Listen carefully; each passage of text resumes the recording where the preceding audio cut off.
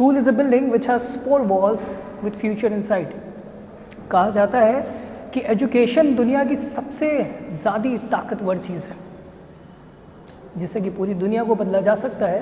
लेकिन पिछले साल आई महामारी कोविड-19 ने पूरे एजुकेशन सिस्टम को हिला डाला। हालांकि ऑनलाइन एजुकेशन के ज़रिए एजुकेशन सिस्टम को संभालने की भरपूर कोशिश की गई, लेकिन बोर्ड्स और हायर एजुकेशन को छोड़कर बाकी क्लासेस और एंट्रेंस एग्ज़ाम्स नहीं हो सके। और तो और सभी बच्चों ने 10 महीने तक स्कूल के दर्शन तक नहीं किए। नमस्कार, चरमुख एनजी लाइव से मैं रवीश आप सबका स्वागत करता हूँ का गुरु का हाल में। इस एपिसोड में हम बात करेंगे स्कूल पर आई समस्याओं पर। दोस्तों, कोरोना काल में हर क्षेत्र को भारी नुकसान उठाना पड़ा, जिसमें एजुकेशन सिस्टम भी अछूता नहीं रहा। छात्र छात्राओं के साथ साथ स्कूलों को भी भारी नुकसान उठाना पड़ा।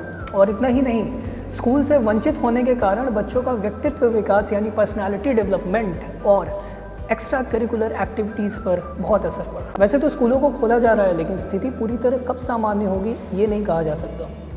बिहार और कर्नाटका में बच्चों के संक्रमित होने के इस न्यूज़ की वजह से लोगों में चिंता और बढ़ गई है। तो आइए आज के एपिसोड में हम समझने की कोशिश करेंगे कि बच्चों के ऑनलाइन एजुकेशन एक्सपीरियंस कैसे रहे, और जानेंगे कि स्कूल और मैनेजमेंट जब स्कूल्स बंद थे तो वो किस सफ़र से गुजरे और अब किस सफ़र से गुजर रहे हैं।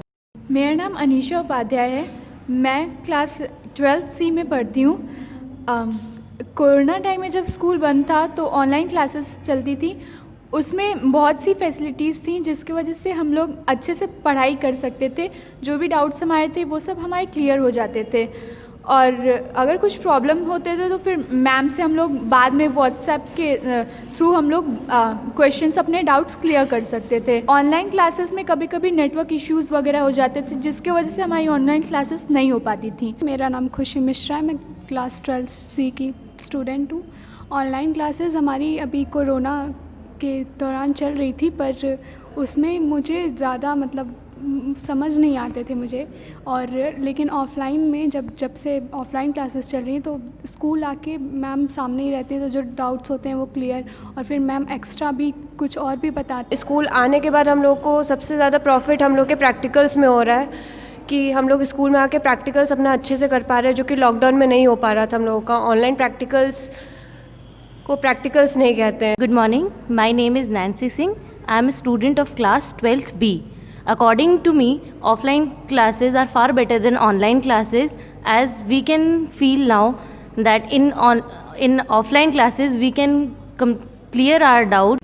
मेरा नाम मरियम सिद्दीकी, मैं कक्षा 12 की छात्रा हूँ। मैं ऑनलाइन क्लासेस से ये लग रहा था कि हाँ, हमारी पढ़ाई नहीं रुकी, हम अपनी पढ़ाई कंटिन्यू कर रहे हैं, मगर इतना भी फ़ायदा नहीं था ऑनलाइन क्लासेस से। अब हमारा लास्ट ईयर था, हमें स्कूल आना था, हमें एंजॉय करना था, और सीनियर्स भी चिढ़ा रहे थे कि हम लोग तो हो गए, अब तुम लोग का फंस गया। तो हम लोग अब स्कूल आ रहे हैं, अब प्रैक्टिकल भी कर ले रहे हैं आराम से, और टीचर से भी अब इंटरेक्शन हो रहा है, अच्छा लग रहा है काफ़ी। Hi, I am Shivangi Verma of class 12th A. I am feeling really happy after coming to school from lockdown.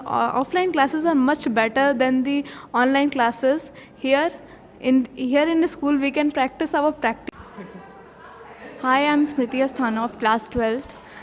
I really feel so good after coming to offline classes back again to normal school, because online classes we weren't so convenient because we were habituated with the offline classes, and also we didn't have that physical proper guidance of our teachers during online classes. So offline classes are really good because we feel more convenient to receive the proper guidance from the teachers. I'm Sakshi Keshi of class 12th A, and I want to say that the offline class is much better than online, because in online class there are some network issues always occur, and then in offline class we understand better the subjects, and we can learn from our teachers, and we can revise our chapters, and we can do our practicals, because instruments aren't available at home. So I'm glad that offline class are started again. My name is Shirshendu Tripathi. I am from class 12th B. Sir, in my online classes, sir, we were not able to interact directly with the teachers, and we were there directly interacting, but we are not so profound, and network issue was also there in the online classes. But online classes were also running smoothly, and offline classes are also running, but we are facing the problem that we can ask anything directly to the teachers. So offline classes are very good and really inspiring. Miss कर रहे थे हम लोग school में जो activities होती हैं, जैसे अभी हम लोग परसों लोहरी सेलिब्रेट किए थे, डांस वांस हुआ था, तो वो सब एक्टिविटीज़ और पढ़ाई भी इम्प्रूव हो रही है ऑनलाइन के हिसाब से। Guys, it's Tirtha Lakmani. I'm a student from St. John's Paroli and I want to share all my thoughts on online studies with you guys. So me as a student, I need to communicate with my teachers to understand things actually. I can't cope up with them teaching me in such a hurry and me just taking it all in. I can't do that. So and I know a lot of students can't do that. So me as a student, the online technique is really, really high and really advanced, but at a particular point you need physical guidance from your teachers, and that's the main reason we have an unbalanced ratio for them teaching us and we coping as students. My name is Bhavesh and I am in class 7th and my school is DPS Varanasi। और अभी हम लोग का online class चल रहा है। हम लोग को समझ तो सब कुछ आ रहा है, सारी मैम अच्छे से पढ़ा रही हैं, लेकिन कुछ चीज़ें हैं जो क्लियर नहीं हो पाती हैं। और वो सारी चीज़ें स्कूल में हालांकि ज़्यादा अच्छे तरीके से क्लियर हो जाता था। और मैं 7th क्लास में हूँ और DPS वाराणसी में हम पढ़ते हैं। और तो ऑनलाइन क्लास तो मेरा अच्छा चल रहा है, सही, सब मैम लोग भी अच्छे से हम लोग को पढ़ाती हैं, हम लोग अच्छे से सब क्लास में समझ दे रहे हैं, सब सही से हम लोग को सब कॉन्सेप्ट अच्छे से क्लियर भी हो जाता है। पर कभी कभी होता है नेट इशू के वजह से अच्छे से हम लोग समझ नहीं पाते हैं। और जैसे कि हम लोग स्कूल में थे तो हम लोग को बहुत सारी एक्टिविटीज़ करने को मिलती थी, तो अब वो इतना अच्छे से हो नहीं पाता। मेरा नाम भुवनेश कुमार गुप्ता है, मैं क्लास 8 में पढ़ता हूँ। ऑनलाइन क्लासेस से हमें थोड़ी बहुत सीख मिल रही है, पूरी नहीं। जैसे बीच में नेटवर्क प्रॉब्लम हो जाती, फिर कभी कभी आवाज़ चला जाता। स्कूल में रहते थे तो हमें ज़्यादा टीचर समझ में आता था कि अगर पूछना रहे तो डायरेक्ट पूछ लेते थे। शिक्षा सभी के जीवन का महत्वपूर्ण हिस्सा है। लॉकडाउन के वक्त जहां सभी शिक्षा केंद्र बंद थे, वहां ऑनलाइन शिक्षा ने अपनी जगह बना ली है। ऑनलाइन क्लास के कई तरीके हैं, जैसे power point slide, recorded class, live class इत्यादि। ऑनलाइन शिक्षा का मुख्य लाभ यह है कि इसमें हम कहीं से भी भाग ले सकते हैं और किसी भी विषय पर ज्ञान अर्जित कर सकते हैं। पारंपरिक और ऑनलाइन शिक्षा के मिश्रित मॉडल के साथ हम दोगुनी गति से अपने ज्ञान में वृद्धि कर सकते हैं। धन्यवाद। कोरोना वायरस के दौरान लगाए गए लॉकडाउन के समय में ऑनलाइन शिक्षा एक वरदान बनकर सामने आया, जिसने शिक्षा का आदान प्रदान रुकने नहीं दिया। इसके कई सारे लाभ हैं, जैसे कि शिक्षक जहां से और जैसे भी क्लास ले सकते हैं, आने जाने के समय की बचत होती है और शिक्षा अलग अलग ऐपों के कारण रोचक बन जाती है। इसकी कई हानियाँ भी हैं, जैसे अनुशासन की कमी, उत्साह की कमी, इंटरनेट उपलब्ध ना होने से क्लास न कर पाना, व्यवहारिक शिक्षा की कमी आदि। सबसे ज़्यादा महत्वपूर्ण चीज़ है हमारे सीखने का जुनून। धन्यवाद। My name is Vikas Patel. I am class 12th B of Guru Nanak English Schools. In my online class, we are not directly connected with the teachers because of the network issue. Now we are comfortable in the offline classes. तो ये आपने जाना बच्चों के नए education experience के बारे में। अब आइए बात करते हैं स्कूल्स के टीचर्स से। I'm Nirmal Rathore. I would like to express my views on this pandemic year and the effect of it on the children in the schools. Especially if I talk about my own school, Guru Nanak English School, Shivpur, Varanasi, the children are having studies through the online classes. But I find that the progress of the students is not that much as required as we have it in the physical classes. The children, those who are meritorious, they are doing well even with the help of the online classes, but most of the children, especially those average students, they are unable to perform much as their doubts cannot be cleared on the online classes by the teachers. So they are lagging behind little bit. And there are few students who are just enjoying and passing time. They are not taking the online classes seriously. And therefore, this year I find that the students are not doing as required.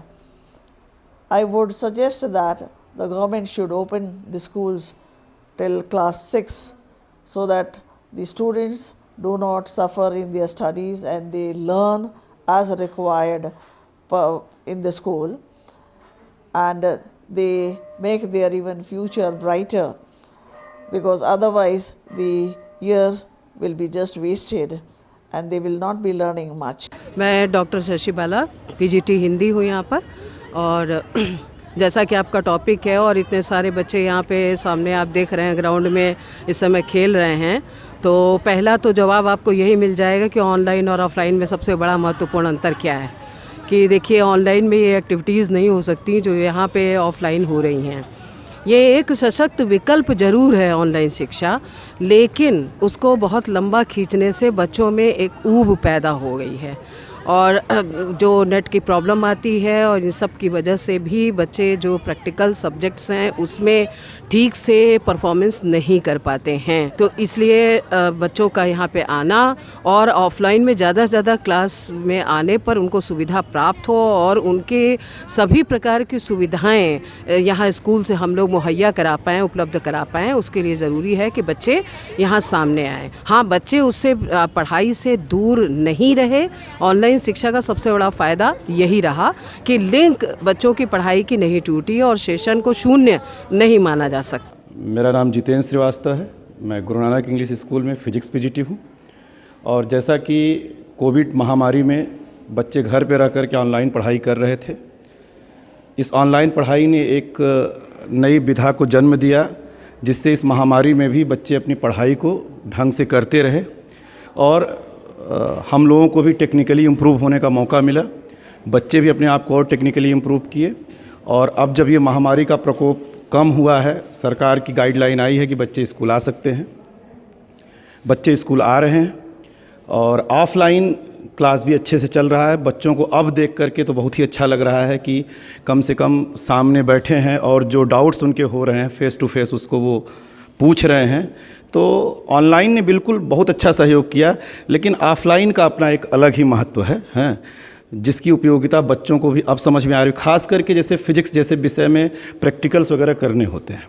Practicals करने का तो समझाया तो जा सकता है उसकी theory क्या है, लेकिन जब तक बच्चे यहाँ पे फिजिकली प्रेजेंट नहीं होंगे तब तक उस प्रैक्टिकल की बारीकी को समझ नहीं पाएंगे और जब तक खुद से नहीं करेंगे तब तक उनका कॉन्फिडेंस भी नहीं बढ़ेगा। इसलिए प्रैक्टिकल के लिए भी और थ्योरी क्लास के लिए भी बच्चे ऑफलाइन आ रहे हैं और मैं और भी रिक्वेस्ट करता हूं कि बच्चे आएं और अपने प्रैक्टिकल वर्क को पूरा करें। I Priyanka Singh, I am taking UKG। I would like to say कि online classes are good, but whenever we are facing the problem of network, then it creates lots of difficulties. Little problems are there, but online classes are good. My name is Rekha Nanda. I am taking class LKG, and in the online education this is a very big problem here, because first network issue, and second is कि when I explain the children, they can't understand. इतने दिन जो संस्थाएं और school बंद रहे उसका बहुत सारा दुष्प्रभाव पड़ा। सत्प्रभाव तो ये रहा कि ऑनलाइन क्लासेस चलती रहीं, मगर हमारे यहाँ क्योंकि प्रोफेशनल कोर्सेज चलाए जाते हैं तो उन प्रोफेशनल कोर्सेज में प्रैक्टिकल और अपने हैंड्स ऑन करने की बहुत आवश्यकता होती है और वो चीज़ें कहीं ना कहीं हम लोग लैकिंग में रहे, जिसकी वजह से बच्चे उन चीज़ों को नहीं सीख पाए। और इसके लिए जैसे ही हम लोग की ऑफलाइन क्लासेस स्टार्ट हुई तो सबसे पहले इन प्रैक्टिकल विषयों को ही हम लोगों ने कराया ताकि बच्चे अपने कोर्स को पूरी तरीके से कर सकें। तो ये थे स्कूल के टीचर्स जिनको आपने सुना। अब आइए बात करते हैं स्कूल के मैनेजमेंट से, देखते हैं वो क्या कहते हैं इस बारे में। The school managements have also faced the problem, and the problem that the school managements have faced, I'll come down to that. But the school managements, what they did is something which is again very challenging, because the school managements, those who were not in the process, they were still in the process of adopting technology, had to gear up and do that in a very accelerated pace to provide that platform to the teachers, to the students, to the whole teaching learning system to adopt that. And that we also did. Everyone had to, no one had a choice. They gave that platform to all despite the obstacles that the managements faced. And the biggest obstacle that the managements faced were the finance. The new technology had to be adopted and the fee collection was very poor. Though it is picking up a little with the endeavor of the teachers and the other staff members. So despite this poor collection, to keep up with the standard and to keep up with the quality of education, with no compromise on quality of education, it was a very big challenge for the managements. Because we all know finance is the backbone of every, whether it's business or it's any other activity, of course with the mindset. So with the right mindset and shortage of funds, this was the task that the managements faced. And still we are facing, though the economy has opened up, things we hope are coming back to the track. So these were some of the few things that I could name. There are so many, it has touched every life. And another thing which I wish to tell, that it has affected the mental health of everyone. And we hope that this new year will take us back to the normal life that we have been living. तो आज के episode में आपने जाना कि education system किस किस परेशानियों से गुजरा है और किस किस नई चीज़ों को अपनाया है। अगले हफ्ते फिर हम आपसे मिलेंगे एक नए एपिसोड के साथ का गुरु का हाल में। नमस्कार। प्रिय, तो क्या बोलना है लास्ट?